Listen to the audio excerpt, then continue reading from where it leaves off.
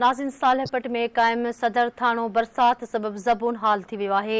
सख़्त ॾुखियाईनि खे मुंहुं ॾींदड़ पुलिस अमले क्वार्टरनि जी मरम्मत कराइण जो मुतालबो कयो आहे।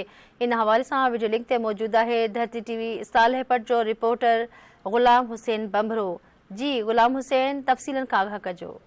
जी नाज़िर, असां सालेपट सिटी में सदर थानो सालेपट ते मौजूद आहियूं।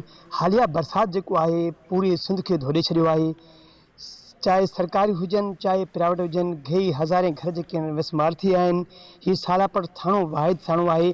जीअं तव्हां ॾिसी सघो था, पोयूं जेके ज़बून हाल आहिनि, क्वार्टर जेके आहिनि मुकमल ख़तमु थी विया आहिनि। हिते जेको अमलो 40 खां मथे वधीक अमलो रहे थो। अमले वारो जो वधीक चवणु हुयो त बरसाति जेकी हालिया बरसाति जेकी उठी आई, असांजो इलाही सारो नुक़सानु थियो आहे। असांखे रहण में ख़ौफ़ थो थिए। उन खां पोइ जेके आहिनि जीअं सुम्हूं था त मथां जेके सुरूं करणु थियूं पियूं।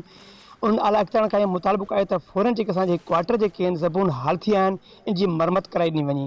जिन मां वधीक ॿुधाईंदो हलां त सालियापट थाणे खे हिकु चौकी मामलो चौकी आहे, उहो बि ज़बून हाल थी वियो आहे। ऐं ॿी चौकी 59 ते जेकी आहे RD 159 ते चौकी, उनजो बि ज़बून हाल थी आहे। हालिया बरसाति जेको आहे, वरी मां नाज़रीन खे ॿुधाईंदो हलां त मुकमल जीअं ई ॿिया ॻोठ जेके आहिनि मसमार थी विया आहिनि, ईअं सालापट थाणो बि जेको आहे मसमार थी वियो आहे। वधीक मुंहिंजो कैमरामैन तव्हांखे ॾेखारे थो छा हीअ सालापट थाणे जी हालत थी विया हली। हाणे ज़रूरत इन ॻाल्हि जी आहे कॾहिं त असांजी सिंध गवर्नमेंट जाॻे ऐं हीअ जेको सदर थाणो आहे, जी क्वार्टरनि जी मरम्मत कराए।